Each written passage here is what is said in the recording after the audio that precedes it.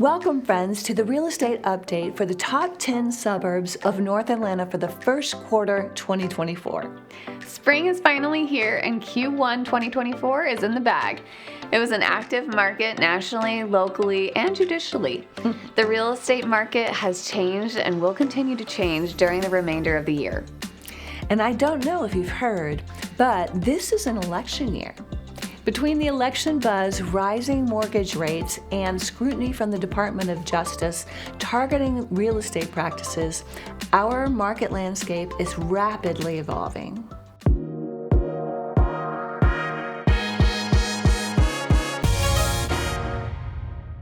Hi everyone, I'm Claire McCown. And I'm Gail McCown. We are your favorite mother-daughter real estate team helping buyers and sellers in the North Atlanta suburbs. If you are thinking about moving to or out of Atlanta in the near future, we would love to be your real estate agents of choice. Now, let's dive into the market update for Q1 2024. So this update is going to be a bit different and maybe longer. We will cover the usual economic developments and their impact on our market. We will also cover the National Association of Realtors lawsuit and settlement, as it will be affecting the real estate business directly and quickly. The paradigm is shifting. And isn't that just what we all need? One more change. We think it will eventually be a change for good, but all change is hard at the beginning, and this change is just another layer of what has become a constantly changing marketplace. So it's natural that consumers would feel unsettled. The driving philosophy of real estate, location, location, location, has never been more true. National statistics give us a feel for the overall market, but if you are a seller or a buyer in Sandy Springs, Georgia, it's important to know that your local market is the opposite of the national and even state stats. So put on your seatbelts. It could be a bumpy ride. There are two words we need to understand to comprehend this economy. Cognitive dissonance. The definition of cognitive dissonance from Oxford Languages is, quote, the state of having inconsistent thoughts, beliefs, or attitudes, especially as relating to behavioral decisions and attitude change, unquote. Wikipedia quotes Leon Festinger from his book, A Theory of Cognitive Dissonance. Quote, coping with the nuances of contradictory ideas or experiences is mentally stressful, as it requires energy and effort to sit with those seemingly opposite things that all seem true.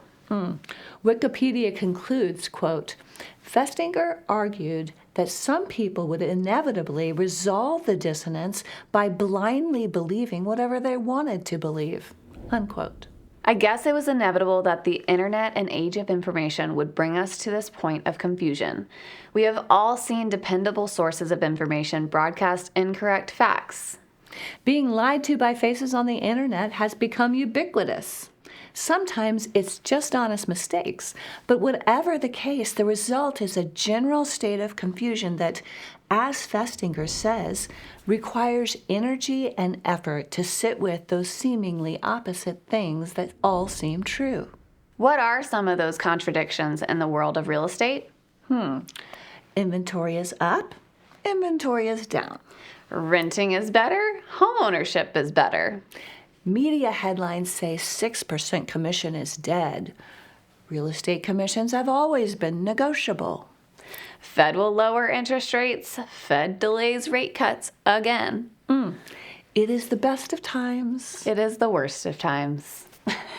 Let's see if we can make sense of some of these and remove the mental stress of coping with the nuances of contradictory ideas. The way forward is the same as it always has been. Homeownership is the key to generational wealth. I know there are contradictory messages out there, but those messages are coming from corporate landlords who need renters. But is it possible to buy a house now? Let's see. The way to read this chart is that the higher the index, the more affordable a home is, and the lower the index, the less affordable. It is true that homes are less affordable than they have been, going all the way back to the 90s. Well, this is not very good news then, is it? No, but it is a fact, not the end of the story. There are three factors that combine to form the equation of home affordability: wages, interest rates, and home prices. So let's look at each one, starting with wages. What do we know? We know that wages are climbing at a fast pace. The dotted blue line shows the Fed's forecast trend. Look how the green line has shot up past the Fed's expectation. Wages are up, people are earning more money. What about rates? While the federal funds rate isn't directly tied to mortgage rates, their trends generally align. Forbes says, quote, current expectations are that the Fed will start to cut rates at some point between June and September. The exact timing depends on how incoming economic data looks. The Fed's March meeting did not set up the prospect of a near-term interest rate cut, but a summer cut appears likely, unquote. We shall see. In order for rates to come down, government spending must come down. I think it's fair to say the government has a shopping addiction for which we don't see any sign of rehabilitation. No. But eventually, interest rates will come down. And when they do, buyers who bought at the height of interest rates will refinance and smile as their wealth increases due to their equity skyrocketing because of the horde of buyers who have been standing on the sidelines and have suddenly swooped into the market, sending home prices sky high. But that's in the future. Consumers get to decide now which group they want to be in. The happy homeowners sitting on a pile of equity, or the frenzied renters with nothing to show for their money? Let's talk more about renting versus buying. We have to pay to live somewhere. The question is, will you rent or will you own? In a February 2024 rental report comparing average rents to mortgage payments, the average rent for a two-bedroom apartment or home was $1,889 per month, compared to an average mortgage payment of $1,984 per month. Rent is less expensive on a monthly basis, but it's not that simple. In a home price expectations survey, a home purchased for $400,000 in 2024 is expected to rise in value to about $483,000 by 2029. That's an increase of $83,000, equity in your pocket. Is it more expensive to buy? Yes, it is more expensive on a monthly basis at the beginning.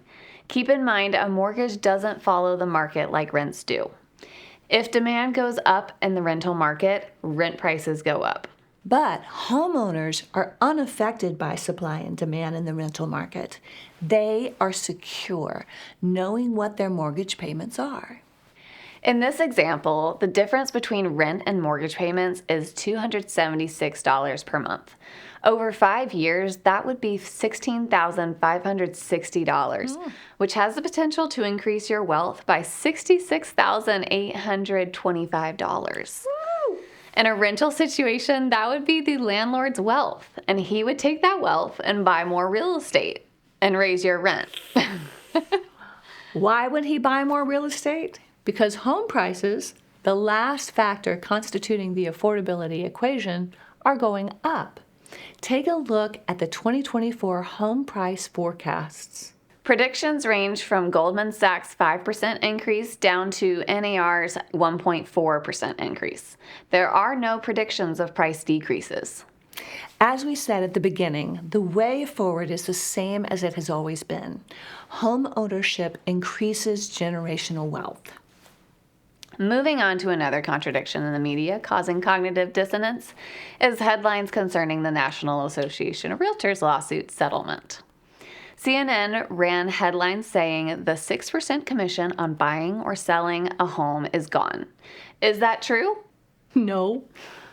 The lawsuit does not determine the commission for real estate agents, and commissions have always been negotiated between a willing buyer or seller and a willing agent. If you are not familiar with the NAR settlement and want to be, check out the article linked in the description below. It has been customary in the past for sellers' agents to share a certain amount of the commission with the buyer's agent, since it is the buyer's agent who will work to bring the transaction to a successful closing. Price fixing has not been a problem in the state of Georgia because it has always been understood here that commissions are negotiable. It's the first thing we learned in real estate school, and they never missed an opportunity to repeat the mantra. True. There are reasons real estate has been set up so that sellers pay buyers' agents, but we won't go into that now. Suffice it to say that buyers have been grateful for their agents, and in the end, while it has been customary for commissions to go into the seller's column, isn't it the buyer who pays for everything? In a Bright MLS survey, 91% of respondents agreed that it would be very stressful to navigate the home buying process without a real estate agent or broker. What about sellers? What happens when a seller decides to sell his home without an agent? Those are called for sale by owners, or FSBOs. According to a December 2023 article in Realtor magazine, homeowners who decline to use a real estate agent to sell their property are twice as likely to say they weren't satisfied with the selling experience, according to a new survey from Clever Real Estate of 1,000 home sellers in 2022 and 2023. Survey respondents say they realized they likely made less money on their home sale and faced more stress by not having a professional representative. The article goes on to say, quote, those who didn't use a real estate agent said before their transaction that they think pros are overpaid for what they do and are not more knowledgeable about the home selling process than the average seller. However, when these respondents reflected on their experience after the transaction, they admitted that they made some mistakes without the help of a pro, unquote. What were some of the unexpected surprises awaiting these independent sellers? 43% of respondents discovered that buyers distrusted them because they didn't have an agent. 40% said they struggled to understand the contract. And 36% said they made legal mistakes because they didn't use an agent. The survey also found other consequences of going alone as a seller, from saying they lost money on the home sale, to the selling process taking much longer, to admitting there was much more stress than they had expected. In fact, half of FSBOs admitted to crying at some point during the process. On the flip side, sellers who used an agent tended to earn just over $46,000 more in average profits, received an offer in a third of the time of a typical FSBO, and instead of tears were more likely to say they felt good about their sale and expressed less stress. Why do some consumers think agents do so little? Great realtors are victims of their own success. For 10 years, we have intentionally designed our jobs to look like the proverbial duck, calm and cool above the water and paddling like hell underneath. We did this to provide confidence for our clients who were consumed with the stresses of everyday life plus moving. Our job is to take care of as many of the details as possible without bothering our clients. Unfortunately, this has resulted in our clients having no idea how stressful their lives would be if we weren't running interference for them. Based upon the lawsuit, it sounds like we did our job so well that some consumers think we do nothing but open doors. Since we often work 50 to 70 hours a week, that is a hard one to wrap our heads around. But it's also our little duck feet paddling underwater where no one else can see. In retrospect, that may have been a mistake. So, what do we do? Everything. Research, write contracts, constantly attend classes to stay up to date about contracts and technology, look for problems with houses, provide recommendations for trusted vendors, give buyers data to make informed decisions, give sellers data to wisely price their homes in order to maximize their profits, design beautiful marketing to sell homes for top dollar, provide therapy, give design advice, etc., etc. And some things we do, we laugh about. For instance, last week we met our buyers at 9 p.m. at the house they were buying for the purpose of taking a peek into the attic above the garage. That was the only time our buyers could do it. During the inspection, the seller had left his car parked where we could not access the attic. So on the night before due diligence ended, the buyer wanted to know what was in that attic before it was too late. Can you blame him? This is not a service we would advertise on our list of things we do for our clients, but we do it without thinking, and we did so happily. The reason the majority of buyers and sellers want to use a realtor is because we spend 24/7 immersed in this business. We are experts as a result. Here's an example of how our expertise works for our clients. In 2022, we had buyers who had been looking for at least a year and got to the point of desperation. After losing out on at least 7 houses due to being outbid, we came across this house they really liked. The house was priced at $445,000.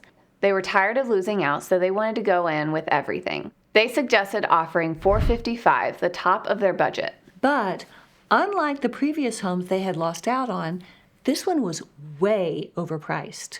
We advised to offer way less than list, $417,000. They won. Well, because they were the only offer.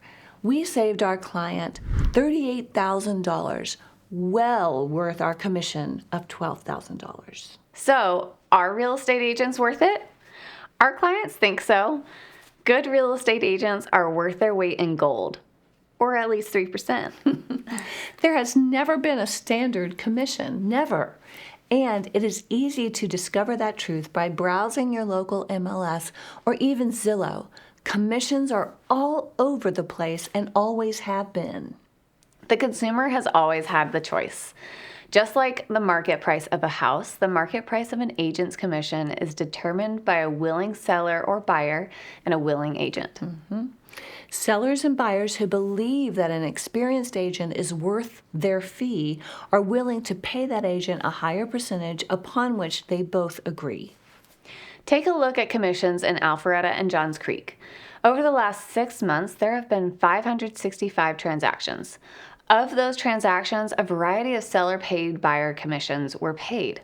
This, of course, contradicts the basis for the class action lawsuit suggesting commissions are fixed. If that were the case, 100% of these transactions would have offered 3%, but they didn't.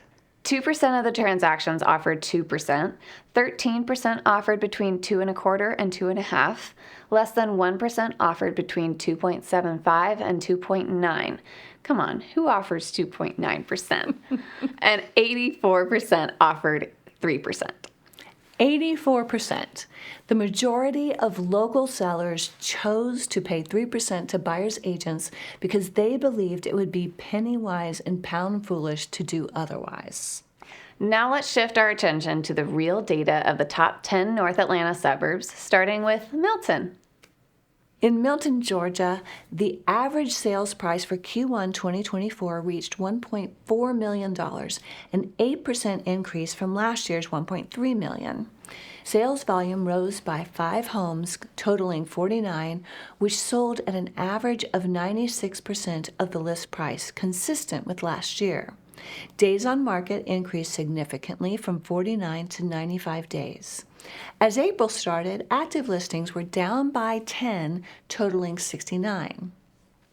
With 49 homes sold over the last 3 months, we're looking at about 4.2 months of inventory, moving Milton closer to a balanced market. Over at Lake Lanier, the average sales price slightly decreased by 1% to $952,000 for homes with docks. Days on market averaged 56, decreasing 11% from last year's 63. April saw a substantial increase in active listings to 139, nearly double the previous year. The average selling price was 95% of list price, steady from last year, and with an 8.3-month supply, Lake Lanier is now a buyer's market. However, we anticipate more activity as the warmer months approach. In Roswell, the average price climbed to $766,000, up by 9%. A total of 173 homes sold at 99% of list price, an increase from 97% last year. Days on market decreased 14% to 36. With active listings at about 80, about the same as last year, Roswell has a healthy 1.4-month supply of inventory. Suwanee saw 165 homes sell, with the average price increasing by 6% to $713,000. Days on market decreased significantly from 55 to 35 days, and homes sold for 98% of list price.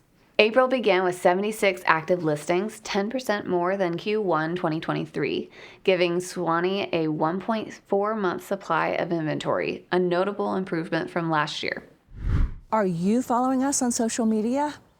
On whatever your favorite platform, search the best in North Atlanta to stay connected and up to date on the best spots around town, as well as drool over some gorgeous homes for sale. And now, back to us. Johns Creek market remained robust with an average price increase of 14% to $980,000. Despite a decrease in the number of homes sold to 65, these homes fetched 100% of list price. Days on market dropped dramatically from 64 to 17. April started with 30 active listings, maintaining a strong seller's market with a 1.4-month supply. Alpharetta also saw a 14% increase in average price to $916,000. A total of 223 homes sold, days on market slightly decreased to 38, and buyers paid 98% of list price. With an increase in active listings from 138 in 2023 to 176 in 24, inventory stands at 2.4 months. The average price in Cumming rose by 13% to $662,000. Although sales dropped by 12% to 438 homes, the days on market also dropped from 54 to 37. Active listings in April increased 38% from 2023 to 284, leading to a 1.9-month supply of inventory as compared to the 2-week supply in 2023. Moving to Sandy Springs, the average sales price held steady at $1.2 million. Sales slightly decreased to 77 homes, selling at 97% of the list price, a 2% increase over last year. Days on market decreased 23% to 46, and active listings were down 36% to 58, rendering a 2.3-month supply of inventory.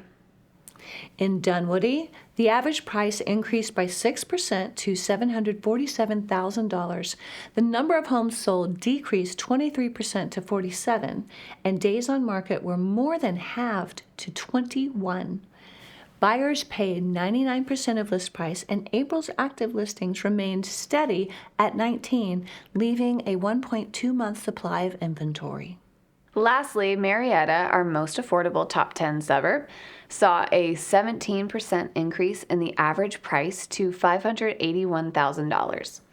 Number of homes sold decreased by 11% to 571 homes, which sold for 99% of list price. With active listings down by 36 to 358 in April, inventory stands at 1.9 months. As we land this plane, you will recall that the national and state message is that inventory is up.